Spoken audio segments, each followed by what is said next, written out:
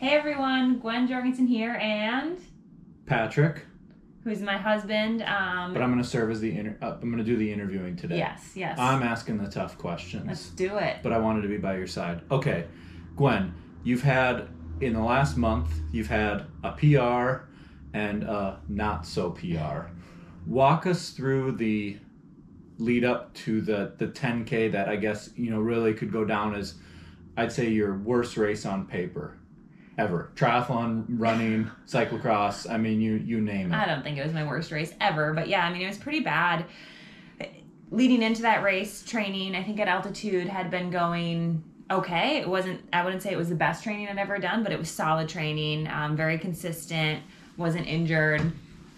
Felt good going into that 10K. Thought I was going to be right around the standard, which was like 31:25. For sure, you were going to be PR, which is sub 31:55. That's definitely, I think, what we both were thinking. And we had decided to come down from altitude because in the past I haven't performed well right out of altitude, and we did 10 days out.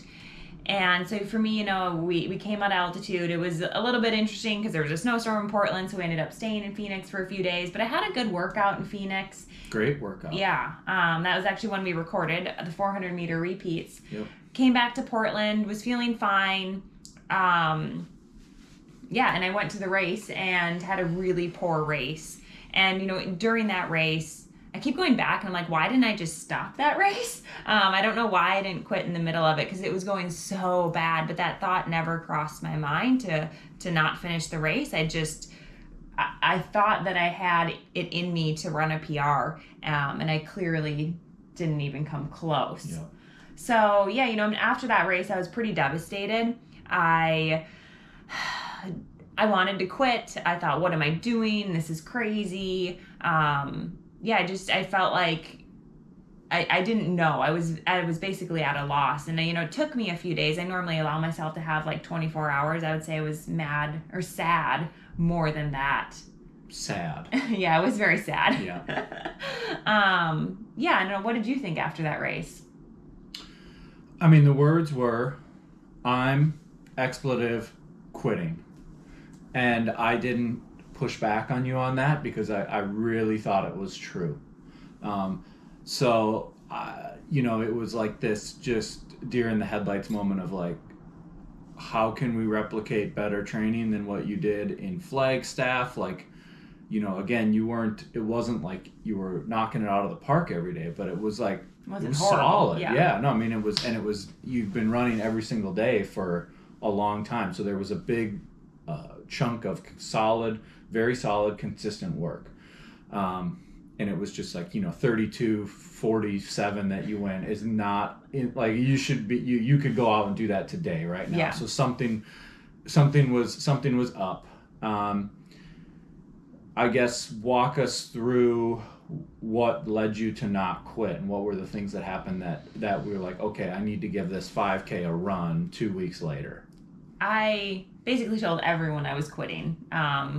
My teammates, you, family, coaches, and I kind of came to this on my own. My thought was, okay, I'm either going to quit or I need to race like tomorrow. Yeah. And Jerry, when I talked to him on the phone, he was very calm about it, and it was just like, do you not like running? And I was like, no, I love running. Like, I really love it. And that's the problem. Like, that's the only thing holding me back from quitting.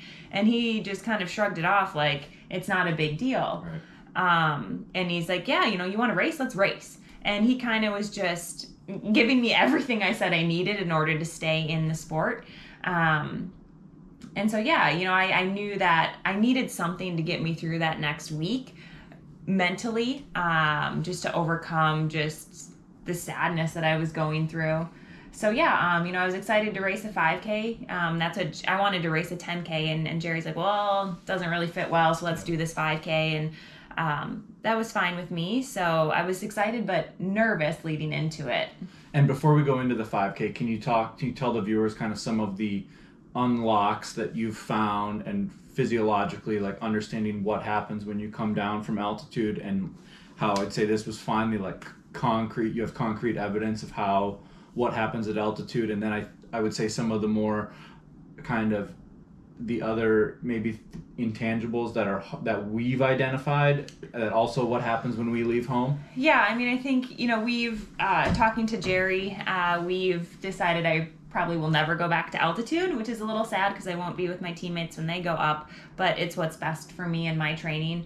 I've gotten blood work done pre and post altitude, and when you go to altitude, you basically go there to get an increase in your hematocrit, and mine actually decreased coming out.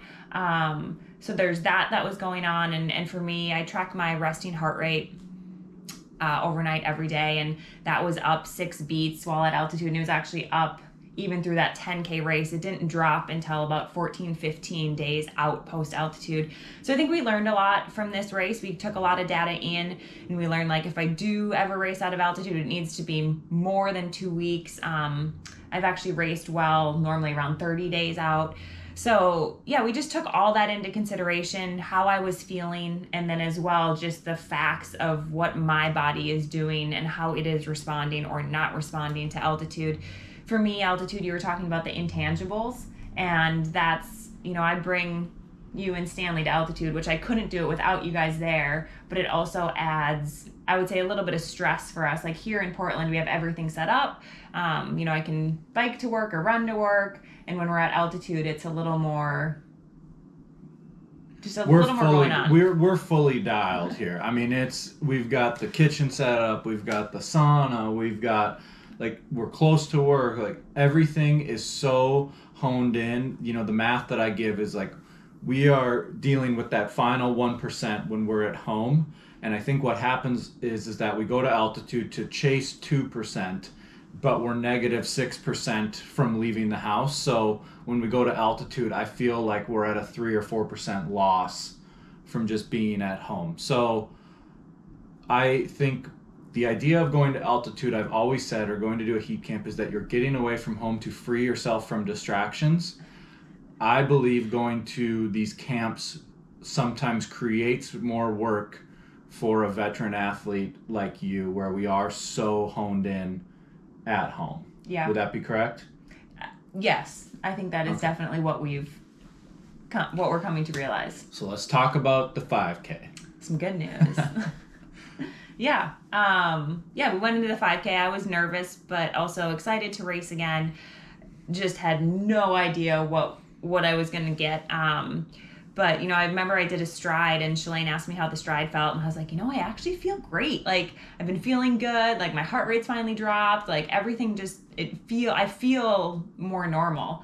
And the race started, and I remember the first lap feeling slow, which hasn't happened to me in a race in forever. Yeah. And I just thought, like, what is going on? Why does this feel so easy? And, get 1K in, 2K in, and I'm like, dang, like, I'm feeling good. And this, like, to give you perspective, we're going faster than I was going in the 10K, but I never even had one lap in the 10K that felt relaxed.